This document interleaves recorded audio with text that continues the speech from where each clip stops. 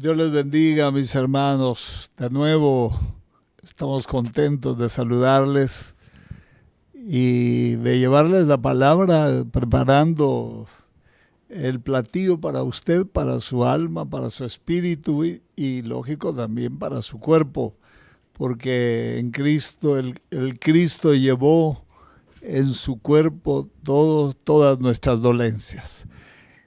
Vamos, la lección, este tema es la doctrina de la salvación. Como ya lo hemos venido abordando uno a uno, me parece que esta es la tercera lección que vamos a ver acerca de esta rama de la teología. Y vamos a ver las provisiones hechas por la muerte de Cristo en la parte B, porque a la parte A la vimos con bastante amplitud. Entonces hoy vamos a ver la parte B y vamos a estar listos para anotar todo lo que veamos interesante que se nos pueda olvidar.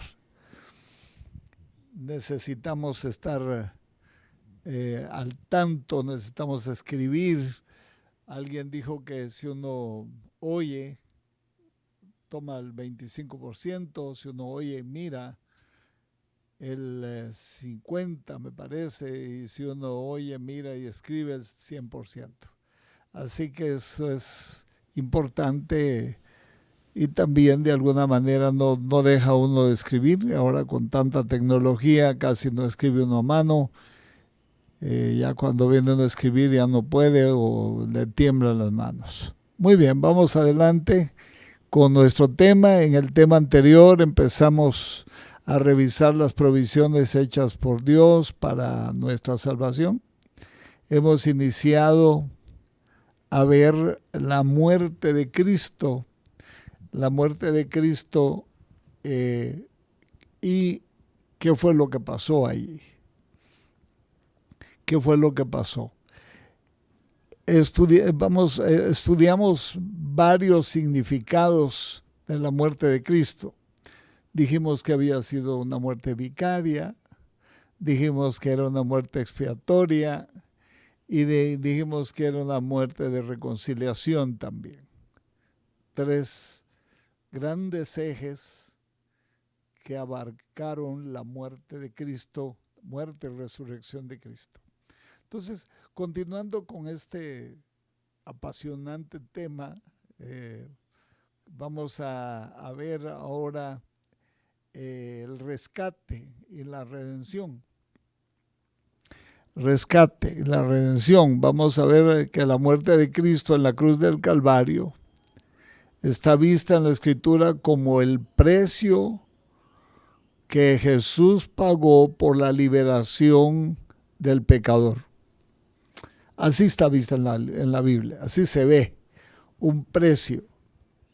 Desde luego un precio que no se puede cuantificar en ningún tipo de moneda, no se puede cuantificar en dólares, en libras, en euros, no se puede cuantificar en ninguna forma. Esto no lo sabremos nunca, cuánto costó nuestra salvación, no lo vamos a saber. Es un precio que Dios se haya hecho hombre y que haya muerto por nosotros.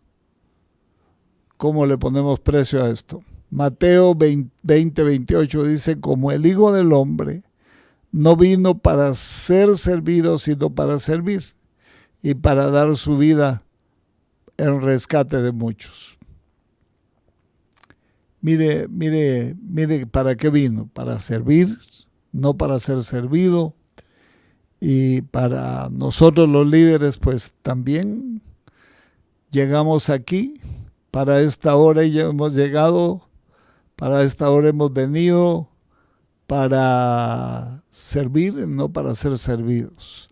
La palabra redención significa una soltura, o sea, que lo dejen libre a uno, o liberación de una cautividad, esclavitud, muerte por la paga de un precio llamado rescate. Esto es una figura jurídica, indudablemente. Esto tiene un trasfondo jurídico. Cuando una persona que infringe la ley y es excarcelable su delito, indudablemente que lo primero que el abogado pide es que el juez le ponga precio, según la ley, al delito cometido para pagar esa multa y sacar a su defendido de una restricción física. Eso es lo que hacen. Entonces, eso es lo que hizo Cristo con nosotros. Desde luego que el pago se hizo, y a medida que nosotros vamos comprendiendo nuestras cautividades interiores, nuestras restricciones propias por haber vivido en la esclavitud, vamos apelando o echando mano de esos recursos de gracia para poder salir de aquellas innumerables cárceles en las que hemos estado sometidos los seres humanos desde Adán hasta el Calvario.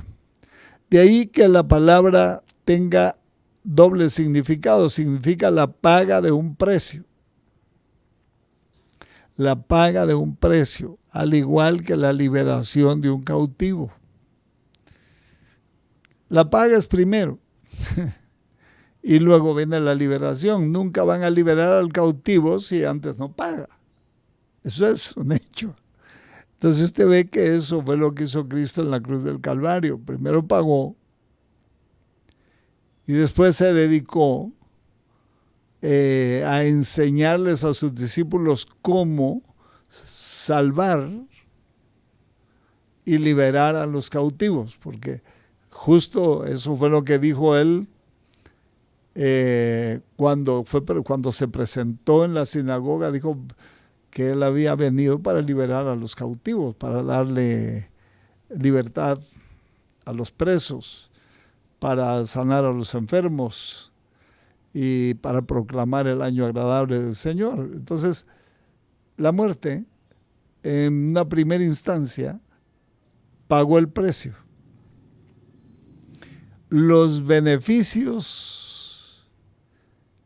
que en ese acto vicario se dieron, recuérdese que la palabra vicario quiere decir uno por otro, morir uno por otro, padecer uno por otro. Sustitución quiere decir eso. Entonces, en ese acto vicario, al morir Cristo, se desplegó para nosotros, adelante de nosotros, adelante de la puerta está abierta de la cárcel, la penalidad, la pena de muerte eterna se acabó en el acto de la muerte de Cristo. Desde luego, estoy hablando para los que creen en su nombre. Esto no es un beneficio automático universal, no. Esto es para todos los que creen en su nombre, les dio potestad de llegar a ser hijos de Dios. El que cree en Jesucristo tiene vida eterna, porque ya no tiene muerte eterna. Ese fue el ligero cambio que se dio con la muerte de Cristo. Y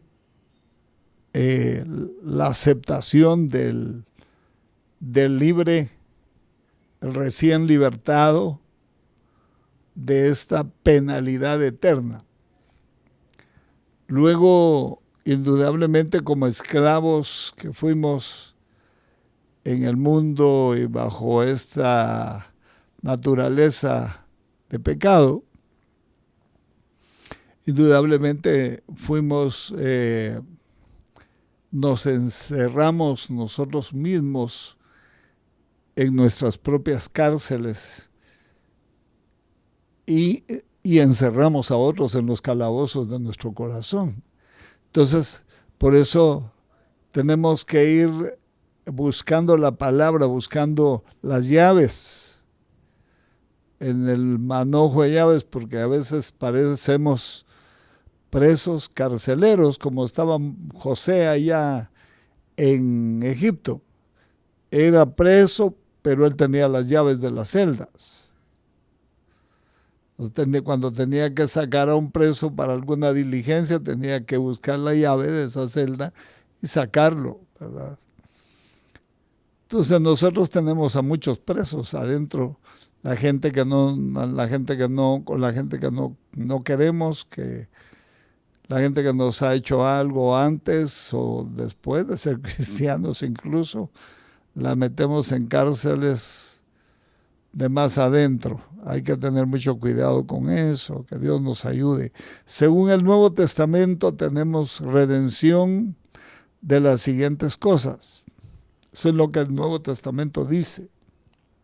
De la pena de la ley. Pablo la llama la maldición de la ley en Gálatas 3:13. Cristo nos redimió de la maldición de la ley, hecho por nosotros maldición, porque está escrito: maldito todo aquel que es colgado en un madero.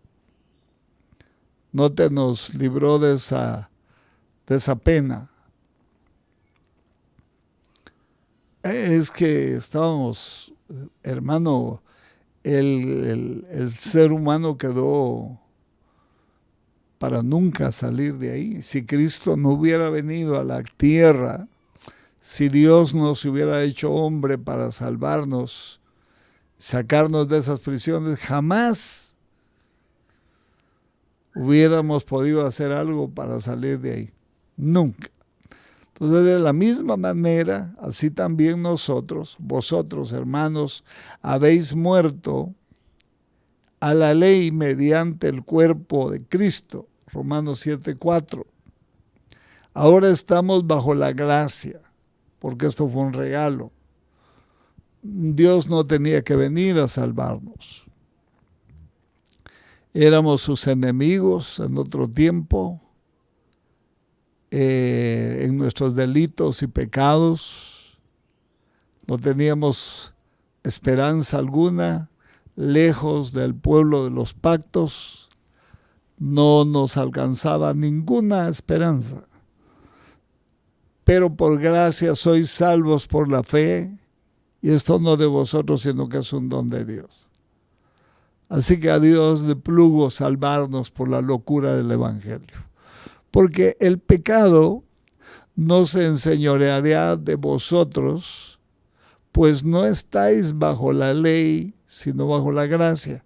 6:14 de Romanos. Nos libró del pecado. En Romanos 8:2 dice, porque la ley ¿cómo es que dice Romanos 8:12? Porque la ley del Espíritu de vida en Cristo Jesús nos ha librado de la ley del pecado y de la muerte. Note. Entonces hay leyes leyes de libertad, porque habían leyes de cautividad, leyes de prisiones eternas, leyes de condenación eterna. Entonces hubo que haber una reversión de leyes. Hubo que echar mano de las leyes de la gracia por el pago gratuito por amor del Cordero de Dios en la cruz del Calvario. Entonces, del poder del pecado en la vida de uno, 6:6 de Romanos dice, sabiendo esto que nuestro viejo hombre, ese personaje siniestro, hermano, cómo lo crucificamos, nos hace sufrir, Él es el que nos deteriora, el que nos hace no dormir, el que nos hace pasar pensando en cosas que a lo mejor son ni de importancia, pero Él les pone la importancia, ¿no?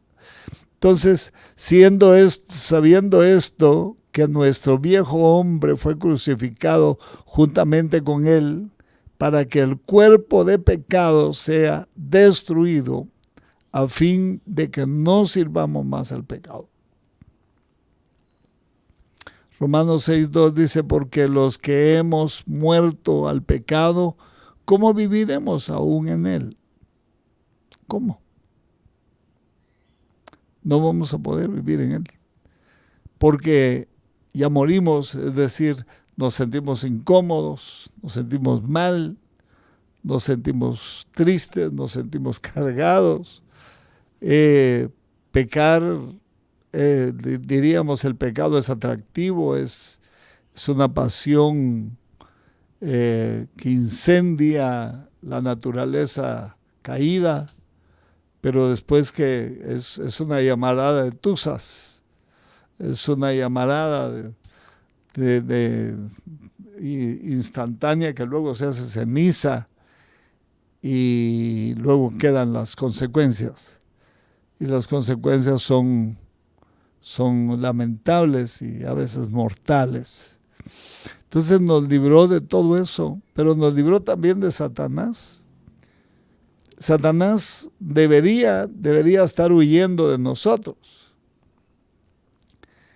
A estas alturas, si me permite usted decir algo jocoso, a estas alturas Satanás debería estar sudando, huyendo de nosotros.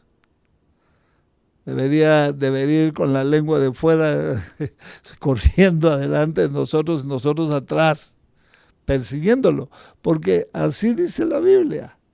Mire cómo dice, resistid al diablo y de vosotros huirá. ¿Y qué quiere decir eso? Si va a huir, va a salir corriendo, en estampida, y que muy bien podemos nosotros seguirlo y correrlo hasta donde aguantemos. Yo no sé, el diablo pues, no es el diablo en sí, sino sus representantes los que vienen a pelear con nosotros. Pero la Biblia dice, resistid al diablo y de vosotros huirá, porque ya nos libraron. Hubo un pago por eso. Nosotros estábamos pero hundidos. Por eso es que hay varias liberaciones aquí. Y escapen, dice, y escapen del lazo del diablo en que están cautivos a la voluntad de él. 2 Timoteo 2:26. Entonces, nos liberó de Satanás. Por eso es que dice que el diablo anda como león rugiente buscando a quien devorar. Está buscando a quien no comérselo, porque no come santos. El diablo no come santos. El diablo, la serpiente come polvo, ¿no? Pero el asunto es que el diablo indudablemente debería estar corriendo, huyendo de tanto cristiano. Nosotros deberíamos ser una turba atrás de él, haciéndolo correr, haciéndolo huir a través de la palabra de Dios. que la palabra de Dios es su sentencia para siempre. Hebreos 2, 14 al 15 dice así que por cuanto los hijos participaron de carne y de sangre, él también participó de lo mismo, para destruir por medio de la muerte al que tenía el imperio de la muerte. Esto es el diablo. Y librar a todos los que por el temor de la muerte estaban durante toda la vida sujetos a servidumbre. ¿Oyó ustedes? Sujetos a servidumbre. De toda bueno, también nos libró de toda maldad. Esto es importante. Ahora, resulta que la maldad nos gusta a nosotros. O sea, lo malo nos gusta. La naturaleza caída se deleita, es justo lo que le encanta, lo malo, todo lo malo. Por eso Dios nos recomienda que venzamos el mal con el bien. Dios nos aconseja que dejando toda maldad, busquemos la presencia del Señor. Entonces dice de toda maldad, incluyendo nuestro presente cuerpo mortal, que este cuerpo mortal tiene instrumentos de maldad. Es decir, no que Dios haya hecho instrumentos para maldad. Todo lo que Dios puso en nuestro cuerpo es una perfección, una maravilla, todo. Pero estas maravillas de ojos, por ejemplo, que tenemos, algunos nos decoró, algunos los decoró, porque pues a mí también me puso mis ojos cafés, pero nos decoró algunos hasta con ojos azules, otros con ojos verdes, con ojos color miel, con ojos negros, con ojos cafés.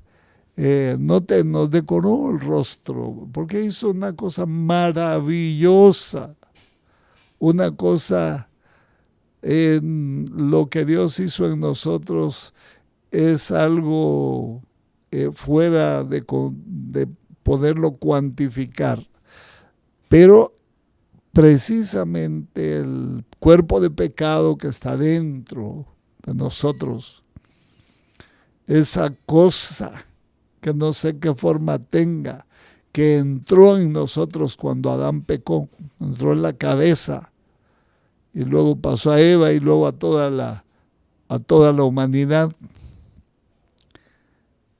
Adán no tenía esto antes de caer, entró cuando comió del fruto. Eso que está ahí, que yo le llamo un agente foráneo de maldad,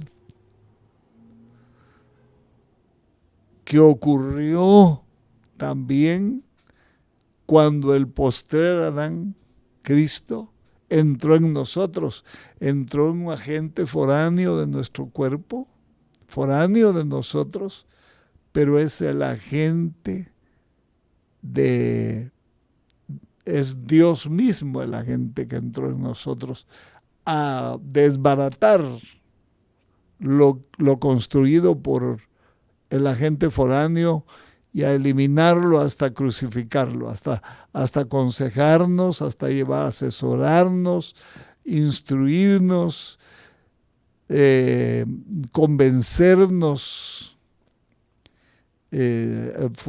fortalecernos en la batalla contra este agente foráneo que pelea el derecho de piso en nosotros para quedarse ahí haciendo diabluras, usando nuestro cuerpo, usando nuestros ojos, usando todo para ofender a Dios y de alguna manera para satisfacerse.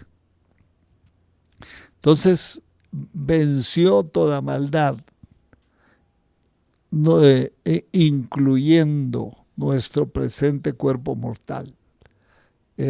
Diríamos, lo que ocasionó la muerte. El agente de la muerte que llegó a nosotros y se quedó ahí, porque dice la Biblia que la muerte entró por el pecado, por un hombre entró el pecado y por el pecado entró la muerte al hombre. Entonces por eso es que morimos, porque tenemos un agente de muerte adentro. Y ese agente de muerte, cada acto carnal o pecaminoso que hagamos, nos mata. Y como hacemos más actos pecaminosos que espirituales de justicia, pues nos morimos más fácil, más luego. Entonces Gálatas 1:4 dice, el cual se dio a sí mismo para librarnos de nuestros pecados, para librarnos del presente siglo malo, conforme a la voluntad de nuestro Padre, de nuestro Dios y Padre. Note usted cómo es esto, cómo estamos operando, cómo nos libró de nuestros pecados para librarnos. Porque primero nos libró de nuestros pecados para sacarnos de este siglo y llevarnos conforme a la voluntad de nuestro Padre, a donde Él nos quiere tener, a su ambiente, a su escenario, a donde nos pueda ver, a donde podamos hablar con Él. Los hijos, Dios tiene un cuidado impresionante con los hijos, aunque nosotros somos muy descuidados, pero Dios es cuidadoso con nosotros. Veamos esta consumación final de nuestra redención será realizada en la segunda, en la venida de Cristo a las nubes. Yo no le llamo segunda venida, sino la venida de Cristo a las nubes. En el rapto de la iglesia. Ahí será consumada nuestra redención cuando los muertos en Cristo resuciten primero.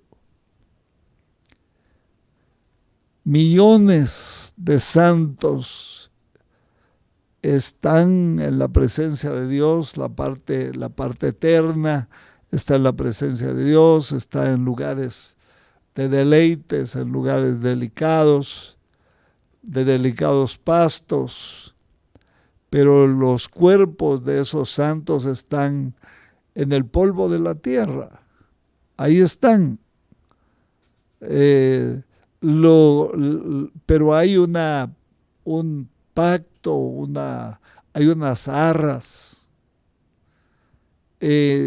Cristo no se va a casar. Cristo se levantó con su cuerpo resucitado, su cuerpo.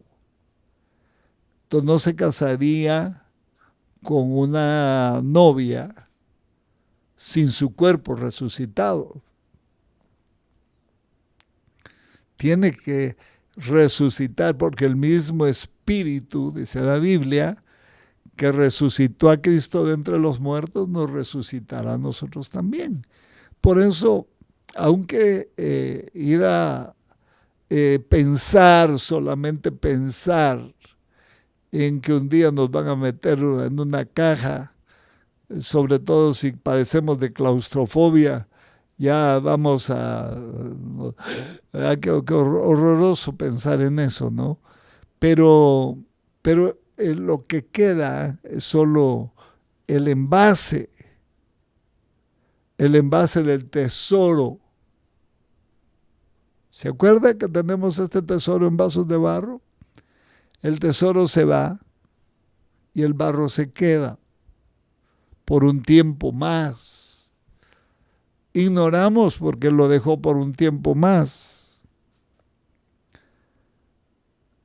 No sabemos por qué.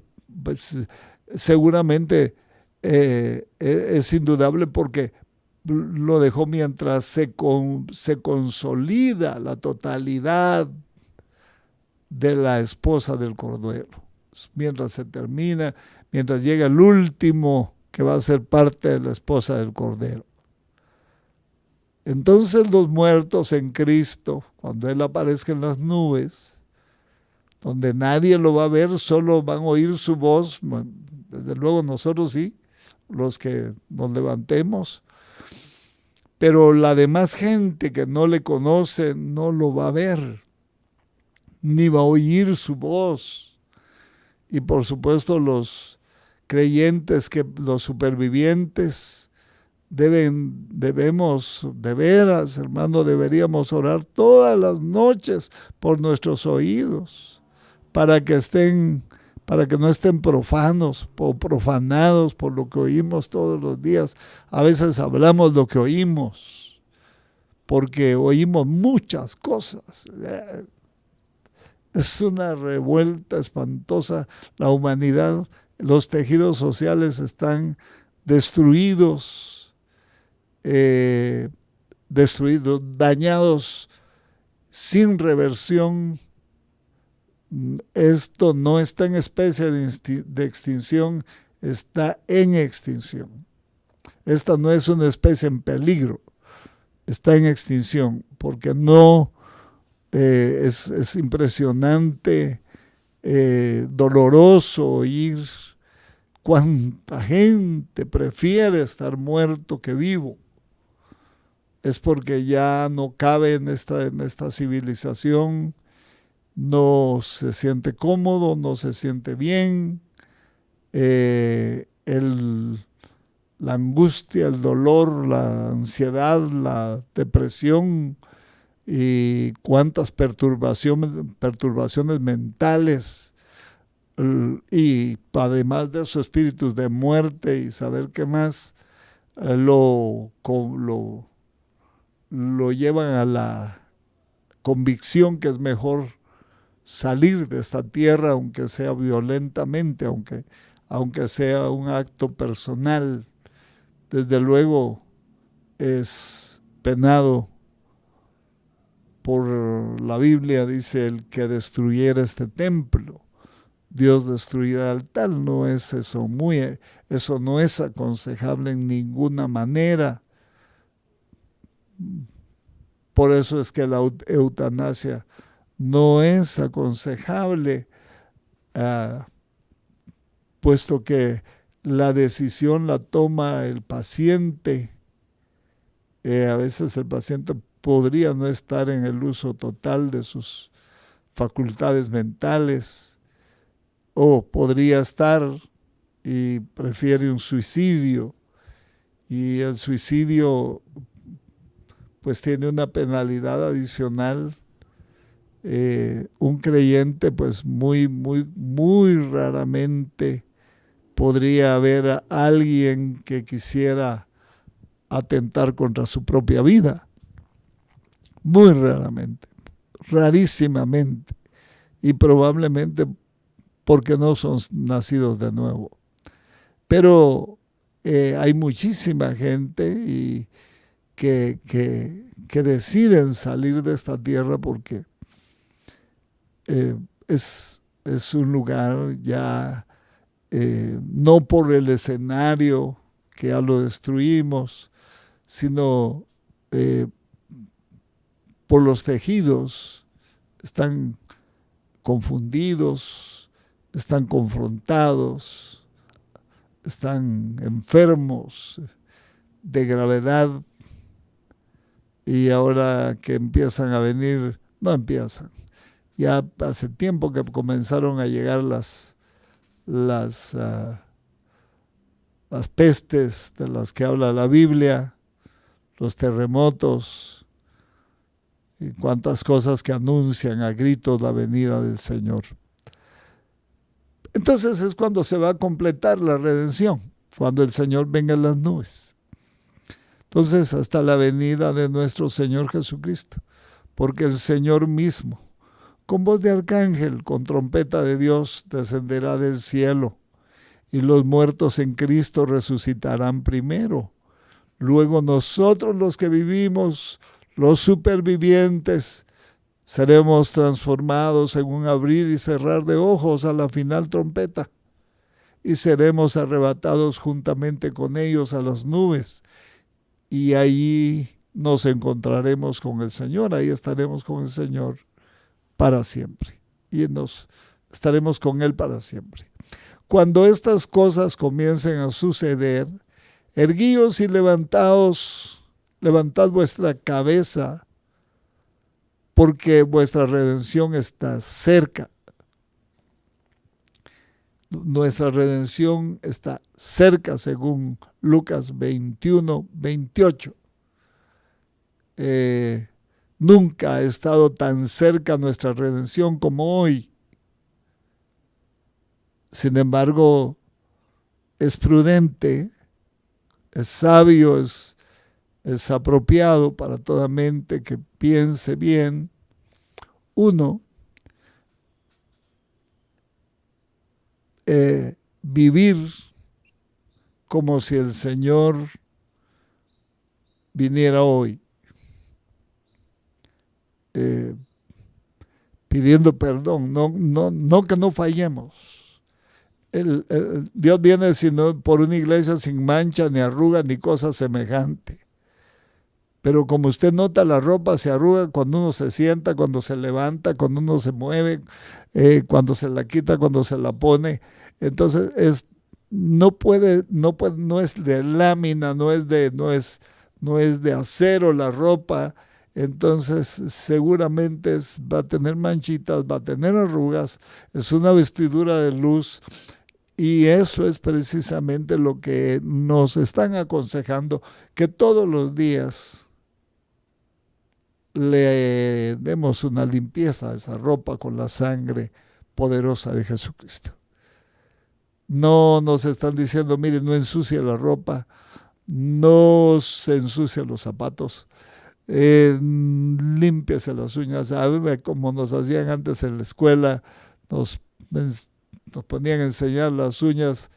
Yo recuerdo que nos ponían las uñas así, teníamos negras las uñas, nos daban nuestro reglacito, no suave, ¿verdad? Había que irse a lavar después del castigo del reglazo, para enseñarnos a ser limpios, porque los niños pues no, en cualquier lugar agarran cualquier cosa, pero antes nos disciplinaban por no llevar limpios los dientes, medios limpios, ¿verdad? Porque si los papás no tenían el cuidado, era difícil que uno de niño se preocupe en detenerse a lavarse los dientes apropiadamente hasta que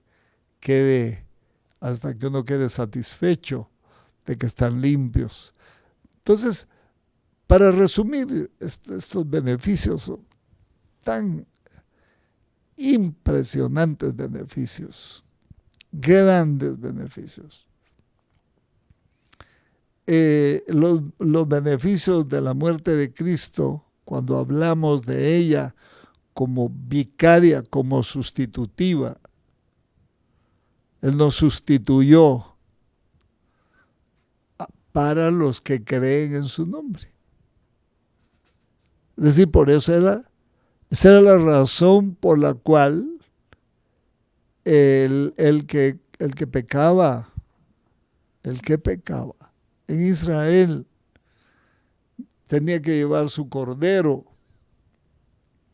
para que la sangre de ese cordero fuera como un pago o un documento de reconocimiento de deuda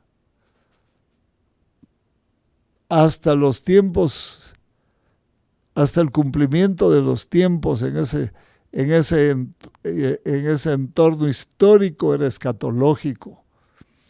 Ahora para nosotros, el cumplimiento de los tiempos, la venida del Cordero, ya es histórica. Hace 2000 años que vino. Pero por lo que se ve en la Biblia, yo no estoy diciendo tiempo, no me malinterprete, por favor. Todo el tiempo he sido muy cuidadoso en caminar sobre verdades escriturales y no sobre noticias o sobre investigaciones científicas. Podríamos hablar de ellas, pero no es esa la función de un apóstol, no es esa la función de un ministro de Dios. La verdadera escatología está en la Biblia. Por eso oiga lo que le estoy diciendo, suele aparecer un de repente. Los de repente de Dios, los de repente de Dios, aunque esté callado, de repente, desde Adán, en la puerta del Edén ya expulsado, hasta Moisés en el Sinaí. Esa es la época patriarcal. Hay 2000 años. 2000 años del calendario hebreo seguramente. No puede ser del gregoriano porque don Gregorio tomó todos los parámetros y ajustó el tiempo. Tiene que ser el calendario que seguramente lo inspiró Dios porque está basado en el calendario judío. Los tiempos de la tierra, el cronos de la tierra está basado en el calendario judío. Porque ahí está el mes de Nisan, el mes de no sé qué. Ese es el calendario judío, no es el calendario gregoriano. Ellos no usan ese, bueno, seguramente lo han de usar para referencia, para relacionarse con las naciones, pero en su concepción teológica usan el calendario gregoriano porque en la Biblia está, el calendario judío, porque en la Biblia está ahí, ese es. Entonces note usted que yo no estoy diciendo el tiempo, pero suele suceder que Dios aparezca cada 2000 años, porque apareció en el Sinaí, ¿verdad? Usted se acuerda hasta de aquel corito que dice la gloria de Jehová.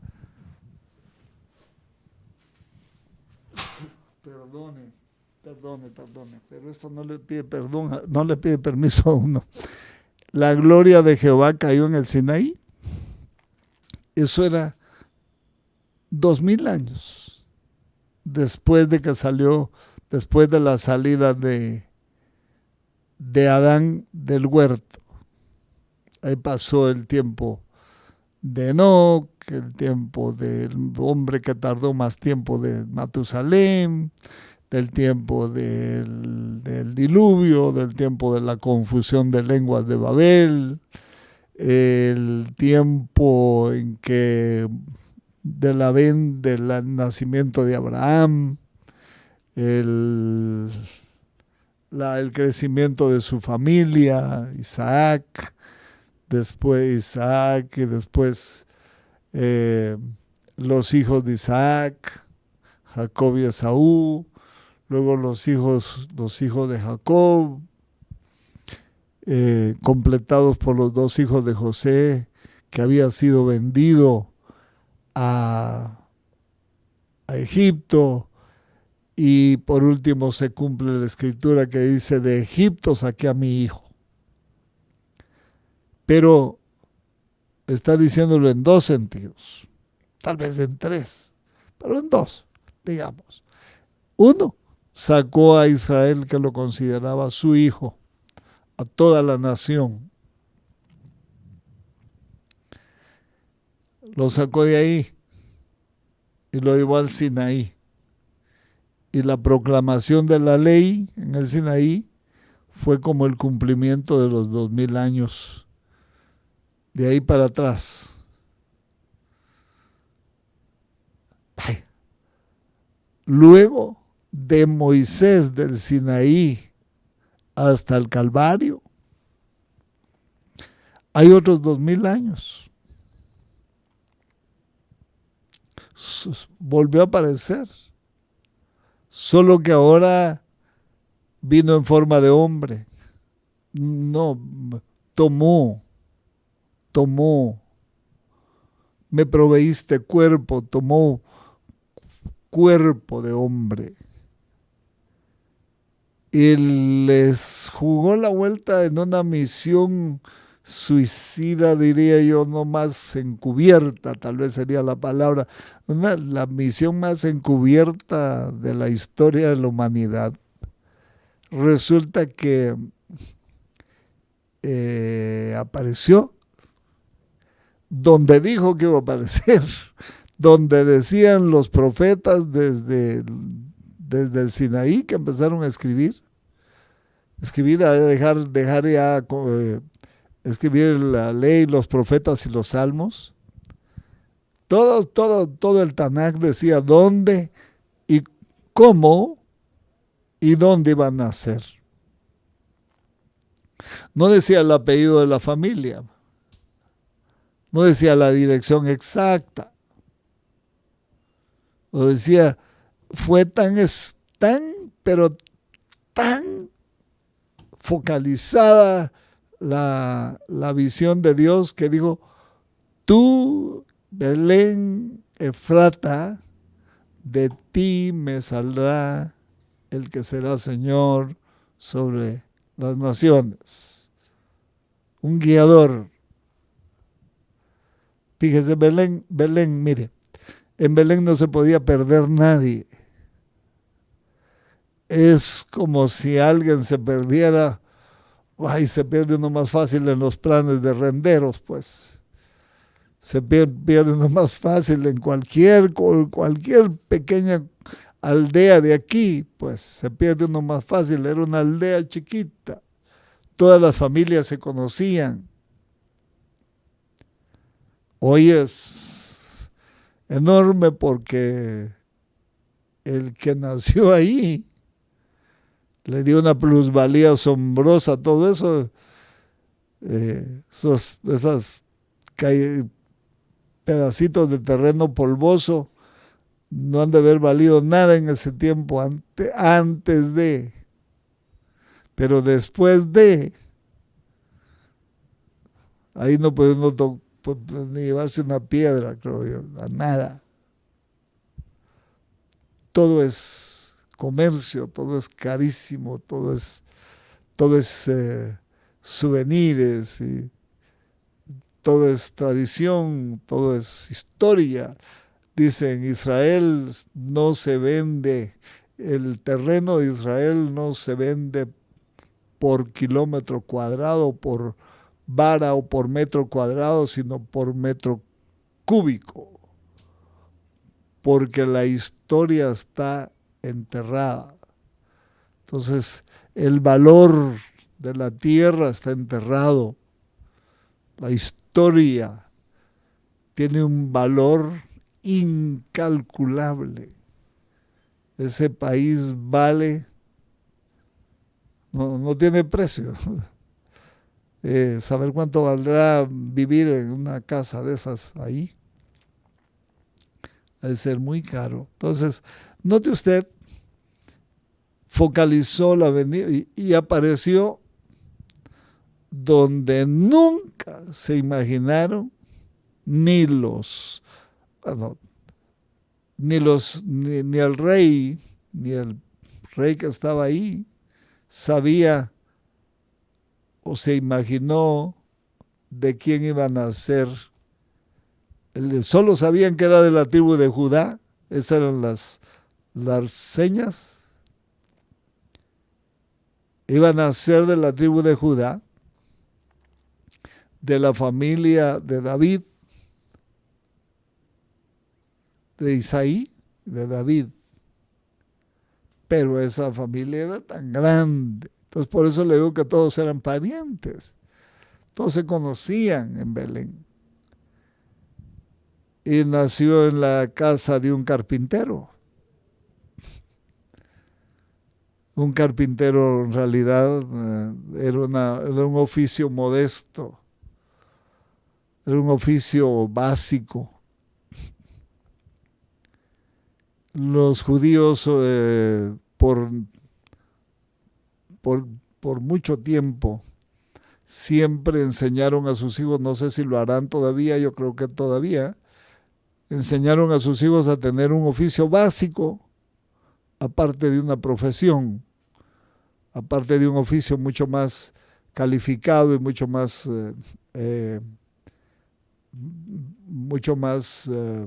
remunerado. De ahí que unos hacían sandalias, aprendían a hacer sandalias, pero no iban a ser zapateros.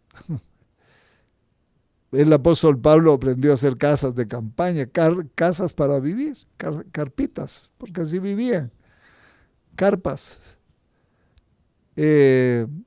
Aprendió a hacer carpas de cuero, de cabra. Ese era su oficio básico. Pero ahí donde usted ve, Pablo era un jurista, era un constitucionalista de primer orden, un hombre con una capacidad en las leyes romanas y leyes hebreas, porque cuando hizo su defensa no pagó abogado, él hizo su defensa. Eso quiere decir que era un abogado, pero un penalista y constitucionalista, porque entendió el espíritu con que se escribió todo el Antiguo Testamento para plasmarlo en sus cartas. Una persona que no hubiera tenido cierta capacidad humana difícilmente hubiera podido entender cómo trazar una estructura doctrinal como perito arquitecto de la iglesia. Por eso usted ve que Pedro escribe 2 cartas universales, toda la iglesia. Juan escribe, a él le llamaban el teólogo, escribe teología. Él no narra en su evangelio, no narra acontecimientos propiamente, sino se remonta a la eternidad pasada y hace un vuelo de águila hasta el trono blanco y hasta la eternidad, hasta la inauguración, hasta el corte de la cinta simbólica de la inauguración, cuando todo el reino esté completo y el Hijo entregue al Padre lo que recuperó, todo lo que recuperó, y entremos a la eternidad. Primero Dios, usted y yo estaremos ahí. Por eso a Juan no le llaman evangelio sinóptico, sino es un evangelio teológico. Pero Pablo era un teólogo, pero entendía de leyes. La carta a los romanos es una carta que tiene una lógica bíblica o lógica teológica impresionante. Y todas las cartas son así, porque él tenía una capacidad básica. Era un hombre preparado, era madera de cedro, diríamos, y en una madera de cedro se puede trabajar mejor, es mucho más suave, y mucho más moldeable, fina.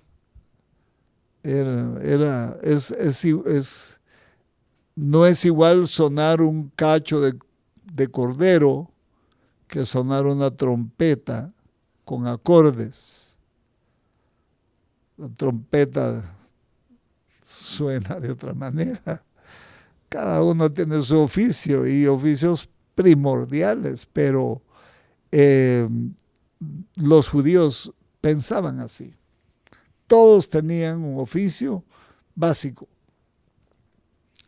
Todos aprendían a hacer algo primero, algo para ganarse la vida en caso no pudieran llegar a algo mayor. Todos. Entonces, nota usted que José era un carpintero. Y es indudable, es seguro que fue el oficio que le enseñó a Jesús. No hay referencias que Jesús haya hecho un mueble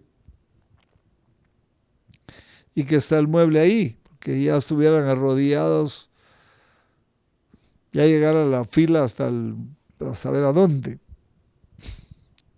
arrodillados ante el mueble. Pero porque son tan comerciantes los hebreos y los árabes que venden astillas de ocote de cualquier palo, las meten en unas cositas plásticas transparentes, dicen que son astillas de la cruz, y nunca se terminan las astillas de la cruz. ¿Qué cruzona sería esa? Es que da risa verlos, venderle a uno, queriéndolo agarrar de ignorante. Y lo peor que se lo dan a uno, pues, y si uno lo recibe, lo tiene que pagar.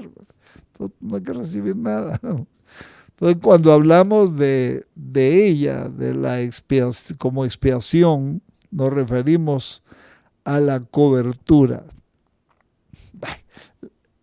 Tal vez leemos este pensamiento que acabamos de analizar. Para resumir los beneficios de la muerte de Cristo, cuando hablamos de esta muerte vicaria, nos referimos a la sustitución. Nos sustituyeron en todo. Cuando hablamos de la misma muerte como expiación, nos referimos a cobertura, es decir, nos estamos refiriendo a que nos cubrió Él. Es como si Dios quisiera juzgar como juez a un culpable, pero si ya pidió perdón en el nombre de Jesús, Jesús ya fue juzgado en todo, entonces ya no se puede juzgar un reo 2 veces por la misma causa. Estamos libres, pero hay que pedir perdón. Cuando hablamos de ella como propiciación, nos referimos al aplacamiento. La propiciación aplaca, o sea, baja el furor, porque gracias a Dios que Dios no se enferma del hígado ni del colon, hermano, ni le brincan los ojos, ni se le mueven las mejillas o se le tuerce la boca, gracias a Dios, que Él es eterno, ¿verdad? Y tiene tanto amor que nos soporta. Pero ha habido veces que su justicia ha llegado a los límites. Apártate, Moisés le dijo, apártate. Hazte un lado. Hazte un lado porque voy a matar a este pueblo. Lo voy a raer de la tierra Y por si tú sientes que te vas a quedar sin trabajo, no te preocupes que te voy a hacer uno mejor. Pero qué intercesor, qué intercesor. Se quedó Moisés parado ahí, no como desobedeciendo, sino cumpliendo su labor sacerdotal. Le digo, Señor, tienes razón. Tienes razón de querer raer de tu libro a esta gente y acabarla todita. Ahora, me vas a tener que raer a mí también, por una razón. Primero, porque soy pecador. Déjeme parafrasear. Soy pecador yo también. Segundo, porque yo no toleraría, no aguantaría a saber qué me podría pasar. Me muero de un infarto si oigo a los egipcios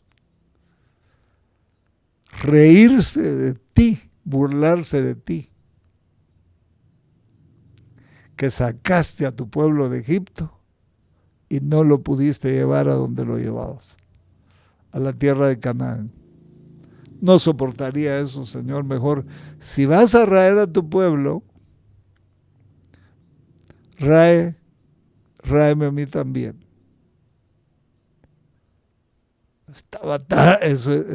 Eso. Lo que estaba hablando ahí era un aplacamiento.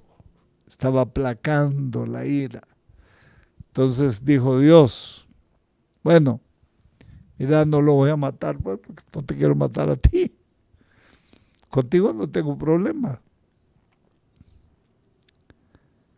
Entonces, como tú te pones enfrente, no te voy a matar a ti. Pero voy a mandar a un ángel que los introduzca en la tierra, que vaya con ustedes y los llevará seguros. El mejor ángel voy a mandar. Se volvió a quedar Moisés parado ahí otra vez, no desobedeciendo. Y le dijo, Dios, Padre, no te molestes por lo que te voy a decir, pero si tú no vas con nosotros, yo me voy a quedar aquí y este pueblo se va a quedar aquí. ¿A qué vamos a Canaán, Señor? ¿A qué podemos ir si no vamos a donde tú vas a vivir con nosotros? ¿A qué? No, nos quedamos aquí. Bueno, pues dijo Dios, ya eso, a eso le llama propiciación, ya ve. Fue propicio Dios. Hay sacrificios, ¿no? De paz, la propiciación por nuestros pecados, el aplacamiento, fue bajándole, fue con elementos convincentes, convenientes y de interés para el reino de Dios. No le habló cosas como las que nosotros hubiéramos hablado, ¿verdad? Le habló cosas de peso. Cuando hablamos de ella como reconciliación, nos referimos a la enemistad que ha habido entre Dios y el hombre. Y buscar,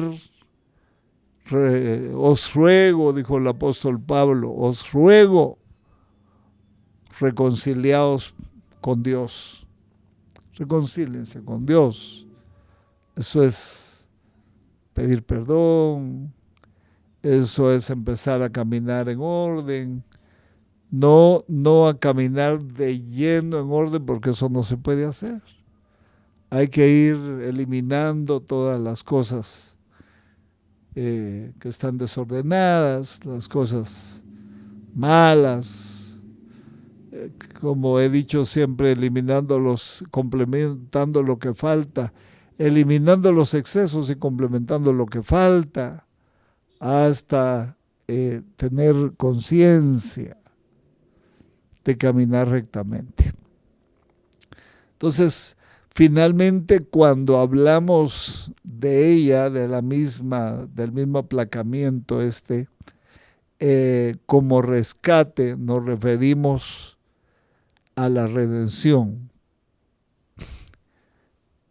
¿Por quién murió Cristo? Esa sería la pregunta más importante. Esta es una pregunta vital a causa de muchas teorías que se sostienen dentro de la iglesia cristiana incluso. Veamos lo que la Biblia dice, no lo que dicen las corrientes. Las corrientes nos interesan por experiencia teológica. Las corrientes nos interesan cuando ya dominamos la verdad bíblica. Entonces nos empiezan a interesar saber qué dice aquel y aquel para poderle rebatir con sabiduría y exponerle la verdad. Quizá Dios le dé oportunidad de arrepentirse.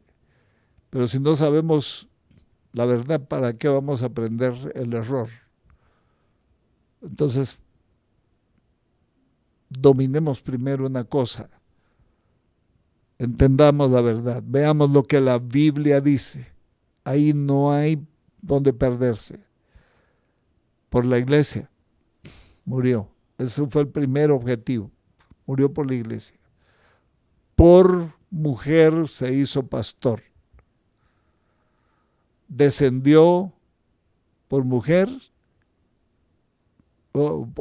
se hizo pastor. Eso habla de Jacob, pero también es una sombra de Cristo. Murió por la iglesia. No hay duda que Cristo murió por aquellos creyentes que son los miembros de su cuerpo, la iglesia. El misterio escondido desde antes de la fundación del mundo. Efesios 5:25 al 27. Maridos, amad a vuestras mujeres, así como Cristo amó a la iglesia y se entregó a sí mismo por ella para santificarla, habiéndola purificado en el lavamiento del agua por la palabra, a fin de presentársela a sí mismo como una iglesia gloriosa, que no tuviese mancha, ni arruga, ni cosa semejante, sino que fuese santa y sin mancha. Mire, ese fue el foco, el target de la muerte de Cristo. Murió por el mundo entero, indudablemente, porque de tal manera amó Dios al mundo que dio a su Hijo unigénito para que todo aquel que en él crea no se pierda, sino que tenga vida eterna. Hay un volumen de escritura aún más grande para mostrar que Cristo murió por el mundo entero. Como dice Isaías 53:6, todos nosotros nos descarriamos como ovejas, cada cual se apartó por su camino, mas Jehová cargó en él el pecado de todos nosotros. Eso es, todos, desde el primero que se apartó en el Edén hasta el último al final del milenio. Aquí el Cordero de Dios que quita el pecado del mundo. Juan 1:29. El cual se dio a sí mismo en rescate por todos. Primera de Timoteo 2:6. Segunda de Pedro 2:1 dice, pero hubo también falsos profetas entre el pueblo, como lo habrá entre vosotros falsos maestros que introducirán encubiertamente herejías destructoras y aún negarán al Señor que los rescató, trayendo sobre sí mismos destrucción repentina. En este versículo está positivamente dicho que Cristo compró a estos que serían definitivamente falsos profetas, que serían destruidos. Note también la clara implicación de los siguientes 2 versículos de que Cristo murió por algunos, aunque serían destruidos. Serían destruidos por su propia decisión. Pero la provisión, el pago, hubiese sido injusto si hubieran pagado por usted y no por mí, o por mí y no por usted. Pagaron por todos, dándoles la puerta abierta a todos. Pero como no todos quisieron entrar, la gran alegoría es el arca de Noé. Había espacio para cientos de personas, porque si entraron los animales, todos los que Dios quiso salvar, todos,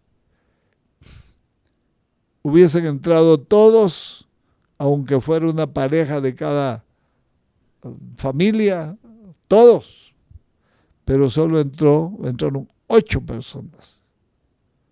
Esto implica que los demás no quisieron entrar, aunque el arca estaba preparada para todos.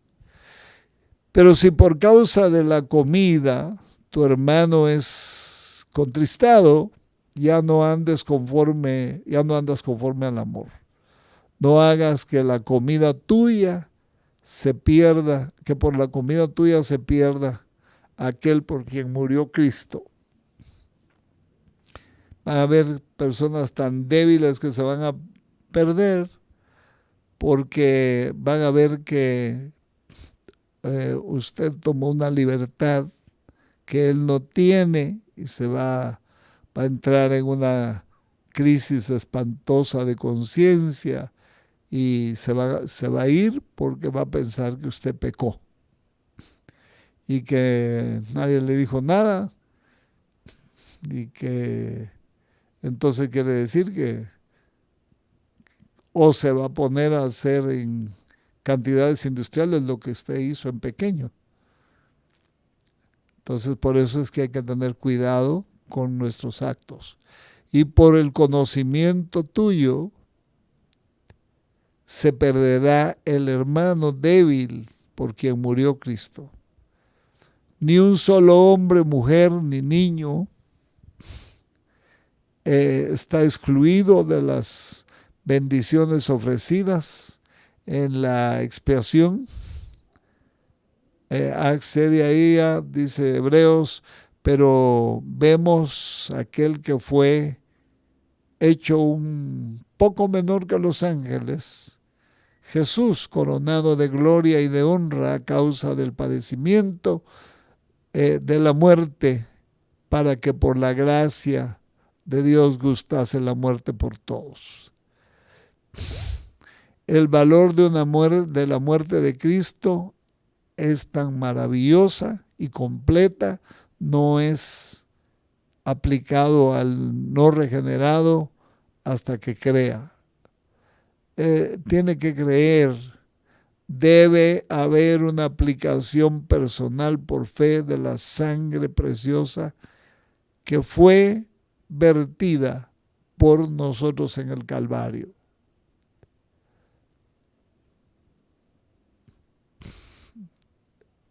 Vamos a terminar ahí nuestro tema de hoy.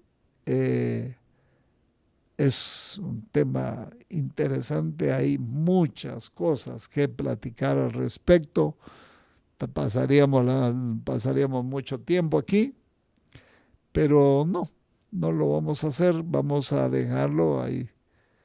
Mi papá decía, hay más tiempo que vida, y eso es muy cierto. Lo que yo no les termine de enseñar, se los enseñarán otros. Porque el Espíritu es el mismo. Hebreos 9:15.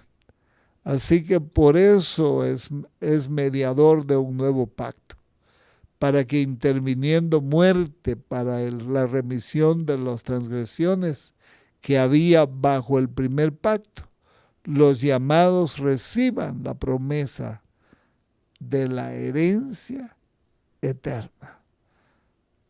Muy bien. Amados, que el Señor me los bendiga. Gracias por estar conmigo en este tiempo maravilloso de estudio de la palabra. Deberían todos estar escuchando, siendo instruidos. Gracias a Dios se queda todo esto grabado en las redes sociales, en YouTube, en Facebook. Búsquenlo como Misión Cristiana Nuevo Pacto. Eso se queda ahí para que usted, miembro del cuerpo de Cristo, tenga la formación apropiada. Esto no es para Nuevo Pacto, es para el cuerpo de Cristo. Un abrazo para todos, hermanos, y es un deleite siempre disfrutar con ustedes de la exposición de la palabra del Señor. Que estén bien, que Dios los proteja, que el ángel de Jehová acampe alrededor de los que le temen y los defienda. Amén y amén.